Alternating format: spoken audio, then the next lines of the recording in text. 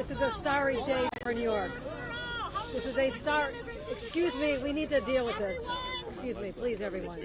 We need to deal with this situation. This is a sorry day for New York and our country. I was literally walking the streets of Little Haiti to try and bring some comfort to a community that's under siege with a travel ban and losing their legal status. The streets were empty. People are scared. Businesses are concerned about their future. And that's when I got word of what had happened to my colleague in government, our Comptroller, Brad Lander. The video is shocking. I knew I needed to come down here immediately and check on his whereabouts and do what I could to intervene. I'll let Brad speak about his experience, but to my knowledge, the charges, there are no charges. Charges have been dropped. He walks out of there a free man. But here is, well, while that is a positive outcome in a very high-profile case, we're also concerned about those that are walking out of this courthouse, taken away from their families.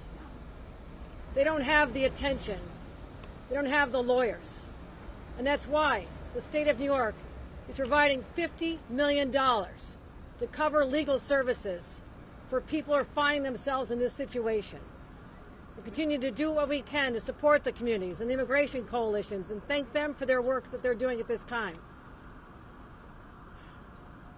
It's hard to see these people, to know their stories, to hug them, to know they've been separated from loved ones. I just want to say we're a better country than this. We're a far better country than what we're experiencing. This is New York. This is New York. A land of immigrants. We're proud of them. As I stood in the hallway upstairs on the 9th floor waiting to know the whereabouts of my friend, almost everyone I spoke to who worked there in security and otherwise, they came from other countries. They're immigrants themselves. Don't forget that. Don't forget that. Ladies and gentlemen, I present our Comptroller, Brad Lander. Thank you. I want to thank the governor, and I want to thank Immigrant ARC, the organization that I was volunteering with today, and all the other volunteers that are here. I'm New York City Comptroller Brad Lander, and I'm happy to report I am just fine. I lost a button. But, you know, I'm going to sleep in my bed tonight, safe with my family. I'm grateful to hear that the charges are not being brought, but if they are, I've got a lawyer. I don't have to worry about my due process rights. At that elevator, I was separated from someone named Edgardo, who I had just met a couple of minutes earlier. Edgardo is in ICE detention, and he's not going to sleep in his bed tonight. So far as I know, he has no lawyer. He has been stripped of his due process rights by a government and a judge that owe him a credible fear hearing before they deport him, and yet have decided instead to strip folks like Edgardo and the prior gentleman that I walked out with, whose native language is Yoruba, and who only got a translator in French. And so when the judge said, do you understand what it means that after I dismiss your case, you'll have no status? He said no status as he recognized what was about to happen. So I will be fine, but Edgardo is not going to be fine. And the rule of law is not fine. And our constitutional democracy is not fine. This is the third week in a row that I've come down here with Immigrant ARC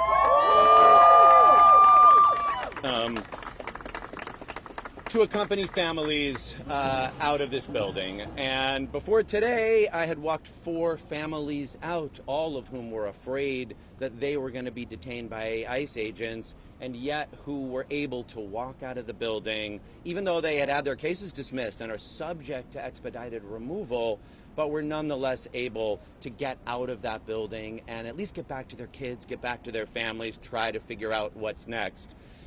Today, Meg, I really want to say a big thank you to my wife, Meg, who was here with me doing it. Meg and I were able to walk out a family of 4 beautiful, what, did you get their names? No, so 4, like a mom, a dad, a 5-year-old, and a 4-year-old. Beautiful kids. Meg's Spanish is a lot better than mine, so she took their names. They have 1 week. The judge gave them 1 week to come back and talk about why they fear being deported to their country. And so we're certainly going to follow up with them. We got their number and are going to make sure that at least they get as much help as we can provide, as New York City, as New York State can provide to help them avoid being separated or being detained. But then when we went back upstairs, again, we had these next 2 cases, this Yoruba gentleman and then Edgardo, who we just tried to walk out of the building. And I think you saw the video. All I tried to do was just hold Edgardo's arm and ask the ICE agents, do you have a warrant? And they would not show me the warrant. And I said I'd let go of his arm as soon as they showed it to me, and they did not show it to me, and you saw what happened. I will say they treated me just fine after that, and it is true, Governor, you know, as you just said, that the 2 ICE agents who detained me, one is a Pakistani Muslim immigrant who lives in Brighton Beach, and the other is an Indo-Guyanese gentleman who lives in South Ozone Park. This is what New York City is. It is the greatest immigrant city that the world has ever known. And we are not going to allow Donald Trump to wreck the rule of law, to deny people due process, and to turn our country into something that doesn't meet its obligations under international law. And so I just engaged in that tradition of accompaniment, of trying to bear witness, of trying to walk peacefully with someone, of trying to make sure that the rules are followed, and that we would know what their badge numbers were, and that we would be able to see the judicial warrant before he was detained, because we don't know where Edgardo is now. No one is able to be in touch with him. And our country is better than that. Our country is better than that. In the room where I was detained, there are posters on the wall, you know, like you have in the store, where it says, make sure you're being paid $7.25 an hour. And on the wall of the poster, it says in English, are you detained and separated from your children? And it says in Spanish, está usted detenido y separado de sus hijos. Like, that's what's on the walls of the detention room in this building. We are normalizing family separation. We are normalizing due process rights violations. We are normalizing the destruction of constitutional democracy, and we're not going to stand by and let it happen. This city, 8 million New Yorkers, 40% of them, themselves immigrants, themselves foreign-born, like those 2 officers. 50% of New Yorkers live in mixed-status households, including 1 million children. That is the future of our city that we are fighting for, and I was proud to be out here with Immigrant ARC. I will keep coming back. I do want to say, you know, I am grateful to the governor for coming. I'm grateful to all of you for being here.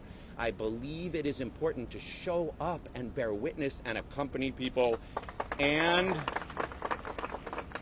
to do it in the tradition of nonviolent witness. We are not going to give Donald Trump and his goons any excuse for ratcheting up conflict or violence. It is possible to show up and protect New Yorkers and protect people who have the right to seek asylum and insist on due process, and do it in the best traditions of nonviolent witness, and show that this city, the greatest immigrant city the world has ever known, the city with that statue out in the harbor saying, send me your tired, your poor, your wretched masses yearning to breathe free, that we will do it in a way that honors that statue, that honors our traditions, that shows what New Yorkers look like. Thank you all very much for being out here. Everyone, one moment.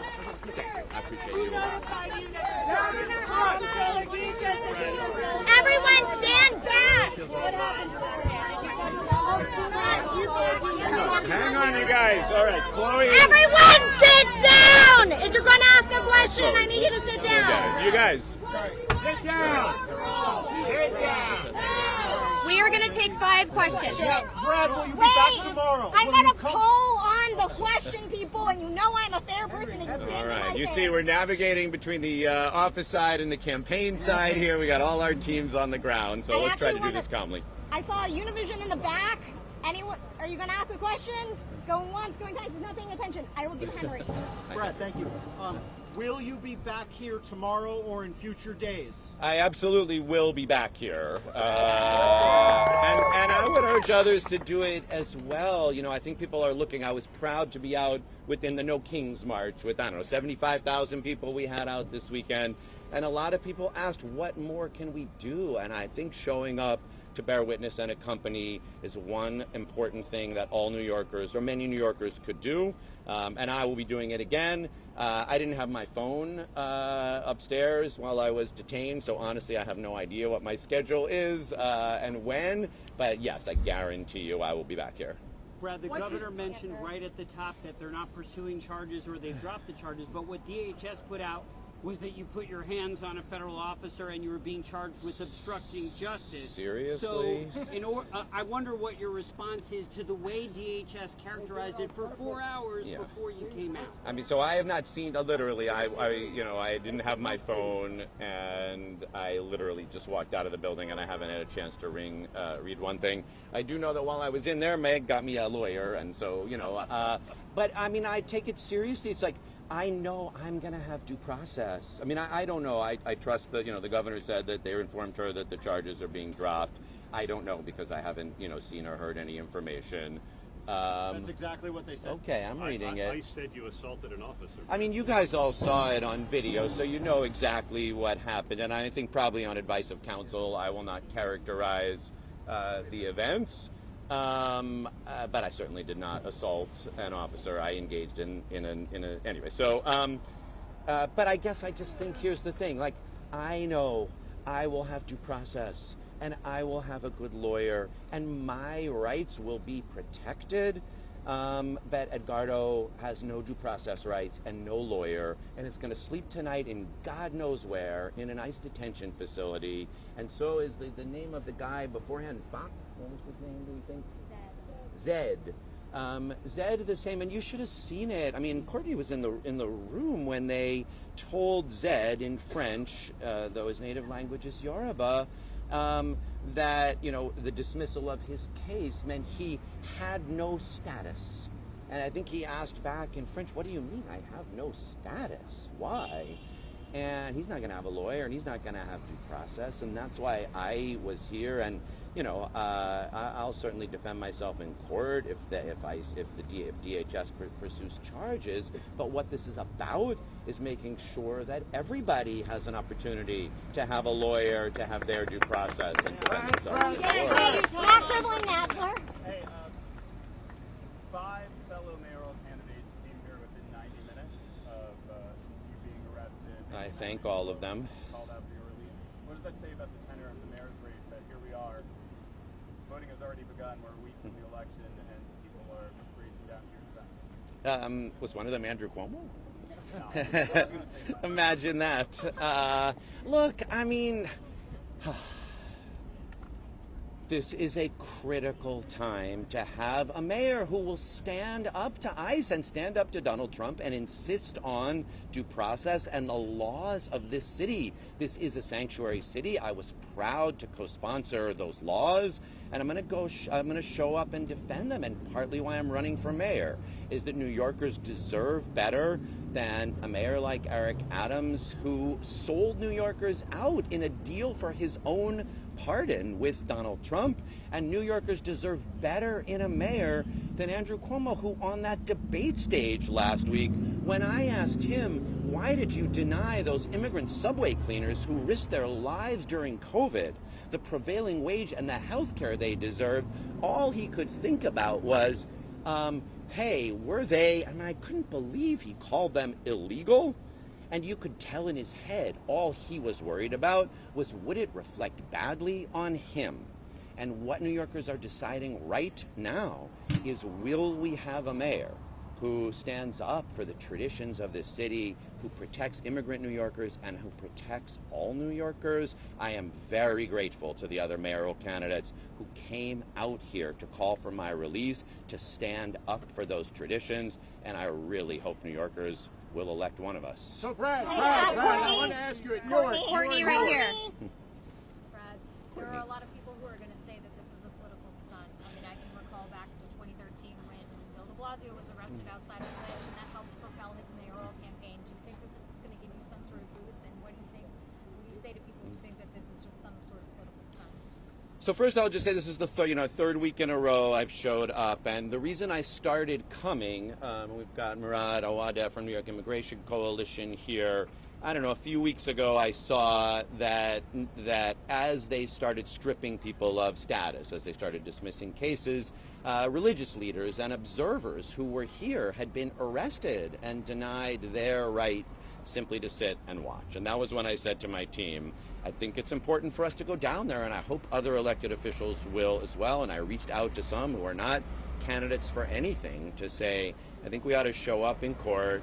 And I don't know what they'll have us do. I guess I expected to sit in a courtroom like we did for a minute and just bear witness and watch. But as soon as I got up in the elevator, a lawyer with Immigrant Art said, hey, this person has just been stripped of their status. Could you just try to accompany them downstairs? And that was a 25-year-old guy named Camilo, and he had like a 2-year-old named Brian who was scampering around. And they were both Camilo was shaking. And, he got in the elevator with me, and we went downstairs, and we really expected to have him grabbed like Edgardo was. And when we got at the building, we were both like shaking, and we got an apple and a yogurt, and they got on the train. And I'll be honest, I felt more useful in those few minutes to doing the job elected officials should be doing right now than I have at any moment since Donald Trump was elected. And so I went back upstairs and did it again, and I said to my team, you put me back here every week as long as we can do this. And that's how I understand what the responsibility of being an elected official in New York City is. I did not come today expecting to get arrested. I came today just hoping to do that again. And I really think I failed today, because my goal was to get Edgardo out of the building so he could go back to his family. And that is what I wanted to happen. Brad, you were in Newark, right? You were in Newark. To be clear, did you touch law enforcement in any way? And if not, why do you think they're making this accusation? Yeah, I think on advice of counsel, I'm going to wait and let the case play out. What was different about you could watch the video. Hey, everyone, guys, I was Watch the video. I think it's pretty clear. Some, including DHS, have said that you have sort of tried to orchestrate this for a viral moment. Obviously, it's coming as you're running for mayor. Do you want to address those criticisms? My goal was to walk Edgardo out of the building. I can't tell you the bit of, we got to walk one family out today, and that's this family of 4 that's back at home. And nothing would have made me happier to be able to get in that elevator and let Edgardo go about his business. That was what I came to do, and it is all I wanted. Brad, we were in Newark. We were in Newark, and he was there. I want to ask you, in that situation, we saw Bonnie Watson Coleman, 80-year-old member of Congress, a cancer survivor, LaMonica MacGyver, and Robert Menendez Jr., all get around Ross Bracco, who was a mayor sitting in Newark, who was pulled off a public street by masked ICE agents. The civil disobedience they offered was to slow it down. They didn't hurt anyone. Is that part of this issue? Is the question of just making inquiry and asking to have law enforcement explain the grounds of what they're doing? Yes, That's due process, yes. right? I was simply asking for them to show me the judicial warrant by which they were detaining Edgardo, to give me their badge numbers, and to guarantee the due process that all New Yorkers deserve. Thank you all. Appreciate you. We are heading to the rally at Foley Square. Oh, all right. We are heading to the rally at Foley Square. We have a crowd there, so please head that way. Brad will be speaking at the rally at Foley Square. This has been breaking news.